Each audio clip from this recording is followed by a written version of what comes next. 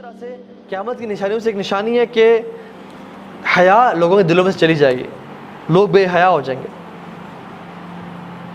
ایک صحابی تھے جو گزر تھے مدینہ میں، اور ان کی نظر ایک عورت نے پڑی کہ وہ اپنے خیمے کے اندر غسل کری تھی، اور ہوا چلی تو اس کو خیمے کا پردہ اٹھ گیا اور انہوں نے اس کو دیکھ لیا، اور وہ صحابی اتنا روئے کہ اب اللہ کے نبی کے اوپر آیات نازل ہوں گی کہ میں منافق ہوں، اور وہ چلے گئے مدینہ چھوڑ کے۔ اللہ کے نبی نے عمر رضی اللہ عنہ کو اور علی بن ابی طالب کو بھیجا کہ جاؤ ڈھونڈ کے اس میرے صحابی کو، کافی عرصے سے نظر نہیں آ رہا۔ تو انہوں نے مدینہ میں ڈھونڈا، نہیں ملے، مدینہ کے باہر گئے تو لوگوں سے پوچھا جو بکریاں چڑھاتے تھے کہ ہاں ایک نوجوان شخص ہے جو سارا دن اوپر پہاڑیوں میں ہوتا ہے، رو رہا ہوتا ہے، اور واپس آتا ہے، بس ہم کچھ اسے دودھ دیتے ہیں پھر وہ چلا جاتا ہے، سارا دن رو رہا ہوتا ہے وہ۔ تو ان کے پاس آئے، جب اسے گئے تو وہی صحابی تھے، اور پکڑا اٹھایا اور کہا کہ میں تو اللہ کے نبی کے، وہ روئے کہ مجھے نہ لے جاؤ، میرے پہ منافقت کی آیات نازل ہو جائیں گی کہ یہ شخص اس نے عورت کو دیکھ لیا، حالانکہ اللہ کے نبی کا دور ہے، میں صحابی ہوں۔ اور وہ اللہ کے نبی کے پاس گئے اور رو کے وہ اتنے ویک ہو چکے تھے کہ وہ موت کے قریب تھے، حتیٰ کہ وہ بستر مرگ پہ تھے۔ تو اللہ کے نبی پوچھا تم کیا محسوس کرتے ہو؟ انہوں نے کہا یا رسول اللہ مجھے اپنے گناہوں پہ ندامت بھی ہے، لیکن مجھے اللہ سے امید بھی ہے۔ تو اللہ کے نبی نے کہا کہ انشاءاللہ تمہیں اللہ تعالیٰ تمہاری امید کے مطابق تمہارا ساتھ معاملہ کریں گے۔ اب یہ صحابی سبحان اللہ ایک دفعہ نظر بد پڑی کی عورت پہ اور ساری زندگی روتے رہے۔ اور کتنی دفعہ ہوتا ہے ہم سے گناہ ہوتے ہیں آنکھوں کے، ہم سے کتنے گناہ ہو جاتے ہیں، اور ہمیں ہمارے پیسے تو جیسے مکھی بیٹھی اور ہم نے اڑا دی۔ صحابہ کہتے ہیں کہ جن گناہوں کو ہم اپنے پر پہاڑ کے برابر سمجھتے تھے وہ تم لوگ ایسے سمجھتے ہو جیسے مکھی بیٹھی ہے اور تم نے اڑا دی، اتنی سی تمہیں بودر ہوتی ہے۔ اور ہم ان کو لگتا تھا کہ ہمارے پر پہاڑ ہے کہ وہ کبھی گر جائے گا، سبحان اللہ۔ اور ہم اتنے ڈیسینسٹائز ہو گئے ہیں برے دیکھنے پہ کہ اب تو پتہ ہی نہیں چلتا۔ جیسے انسان واش روم میں انٹر ہوتا ہے نا تو اسے بدبو محسوس ہوتی ہے، 10 منٹ 15 منٹ بیٹھا رہے نا تو اسے بو آنا ختم ہو جاتی ہے، وہ ڈیسینسٹائز ہو جاتا ہے۔ اسی طرح سے اللہ بچائے اس اسپریچول اسٹیٹ سے کہ جب ہم ڈیسینسٹائز ہو جائے گناہوں سے، کہ ہم گناہ کریں اور ہمیں پتہ بھی نہ چلے کہ ہم گناہ کر رہے ہیں، اور گناہ کرتے جائیں اور توبہ کے دروازے ہی ہم اپنے لیے بند کر لیں۔ اللہ کے نبی نے فرمایا السلام علیکم، کیسے آپ خیریت سے، اذا لم تستحی فاصنع ما شئت، کہ جب تمہارے اندر سے حیا نکل جائے نا پھر تم جو مرضی چاہے کرو۔ حیا جو ہے نا اٹس اے پارٹ آف ایمان۔ جب حیا انسان سے نکل جائے نا، جب وہ کسی عورت کو ایسا آبجیکٹ دیکھ رہا ہے، جب بھی کوئی عورت گزری ہے اس کی نظریں نہیں جھکی نہیں رہی اور حیا چلے گی، پھر کوئی لمٹ نہیں ہے، پھر وہ بہتا چلا جاتا ہے حتیٰ کہ وہ انسان دین سے متنفر ہو جاتا ہے، دین کو چھوڑ دیتا ہے، وہ نہ اس کو نمازوں میں مزہ، نہ اس کو دعاؤں میں مزہ آتا ہے، اور حتیٰ کہ وہ انسان شیطان اتنا گمراہ کرتا ہے کہ وہ کہتا ہے کہ اب تو لگتا ہے رب سنتا ہی نہیں ہے میری بات، اور جب رب سنتا ہی نہیں تو پھر رب ہے ہی نہیں، اور وہ کفر کی طرف چلا جاتا ہے۔ اور شروع کہاں سے ہوئی تھی؟ اس کی طرف سے۔ ہم انشاءاللہ سولوشن میں بات کر لیتے ہیں۔ میں نے کچھ سب سے ویسے اسٹیٹسٹکس شیئر کرنے تھے کہ آج کل دنیا میں 56 ملین ایبورشنز ہو رہے ہیں، 56 ملین ایبورشنز ایوری ایئر۔ یہ آپ دیکھیں حالات، اور یہ کس سال کے بچے، 14 سال کی لڑکی سے لے کے 44 ایئرس کی عورت کے، اور 14 سے 19 سال کی لڑکیوں کے زیادہ ہو رہے ہیں ایبورشنز۔ یہ حالات ہیں اس دنیا میں، جو کہ کہتے ہیں بڑی ماڈرن سوسائٹی ہے۔ اور ایبورشن کا مطلب پتہ کیا ہے؟ ایک بچہ زندہ، اس کا قتل، وہ زندہ ہے اور اس کو موت کے منہ میں ڈال دیا جاتا ہے۔ اور یہ سوسائٹی بڑی پڑھی لکھی سوسائٹی ہے جس نے جس کے ریزلٹس یہ ہیں۔ 34 ملین HIV پیشنٹس ہیں، 34 ملین، اینڈ 90% آر چلڈرن۔ 90% وہ جو کہ HIV کے تھرو پیدا ہوئے، جن کے پیرنٹس کو HIV تھا۔ اور HIV کیسے ہوتا ہے؟ ہیونگ ملٹیپل سیکشل ریلیشنز، یا ایسی جگہ پہ سیکشل انٹرکورس کرنا جہاں پہ اسلام نے بالکل اس کو حرام قرار دیا ہے۔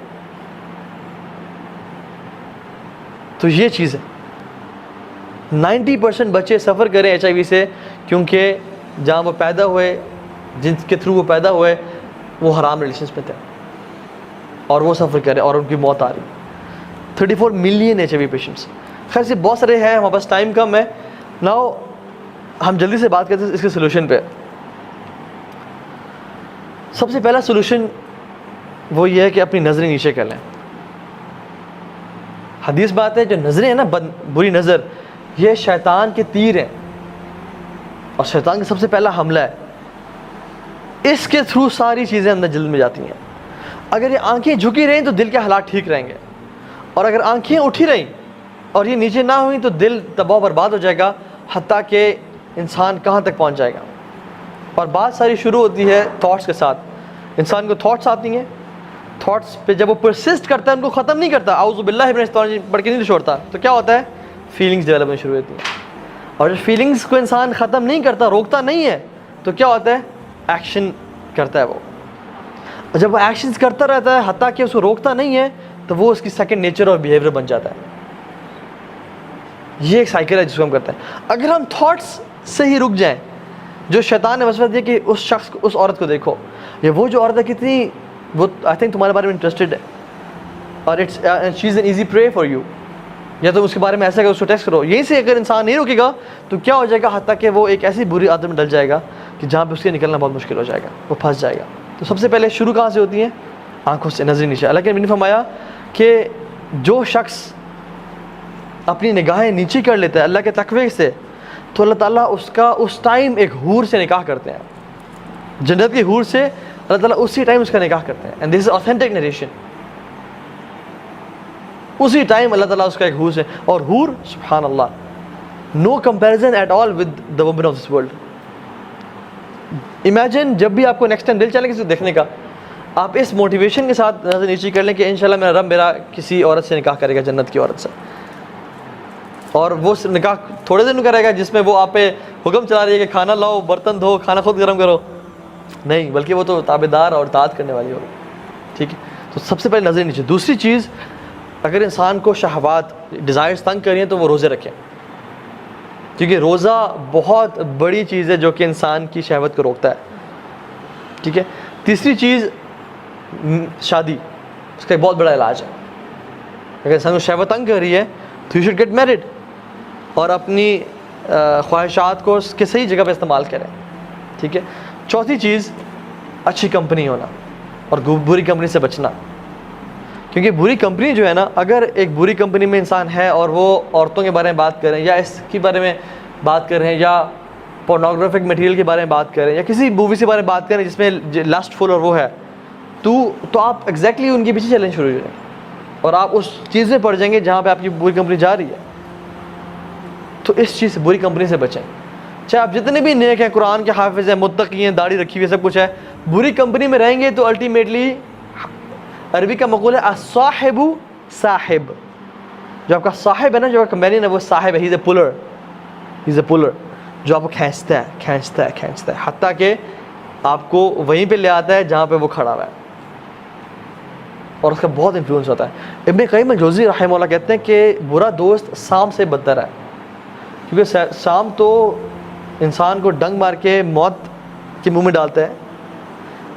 बुरा दोस्त जो है ना, वो अगर आप उसके साथ रहें, वो आपको गुनाहों में इन्वॉल्व करके आपको मौत के मुंह में नहीं, कब्र में नहीं, बल्कि जहन्नम में डाल देता है. और फिर इमाम इब्न क़य्यिम कहते हैं कि बुरा दोस्त शैतान से ही बदतर है, क्योंकि शैतान तो आपको आता है और कान में वसवसे करता है कि ये काम करो, फलां काम करो. बुरा दोस्त तो आता है, आपको उठाता है, आपको ले जाता है गुनाह की जगह पे, आपसे गुनाह करवाता है, और फिर आपको 100 बहाने देता है कि अपने माँ बाप को क्या बताना है. तो आपको जो है ना, अल्लाह ताला से दूर कर रहा है. शैतान तो आपको सिर्फ वसवसे दे रहा है, लेकिन बुरा दोस्त आपको उठा के ले जाता है, आपको फाइनेंस भी करता है, आपको गाड़ी पे उठा के ले गया, गुनाह करवाया, फिर वापस आके छोड़ दिया उसने, और फिर मशवरे दे के क्या करना है. तो ये चीज़ है, बुरी कंपनी से बचें हर हालत में.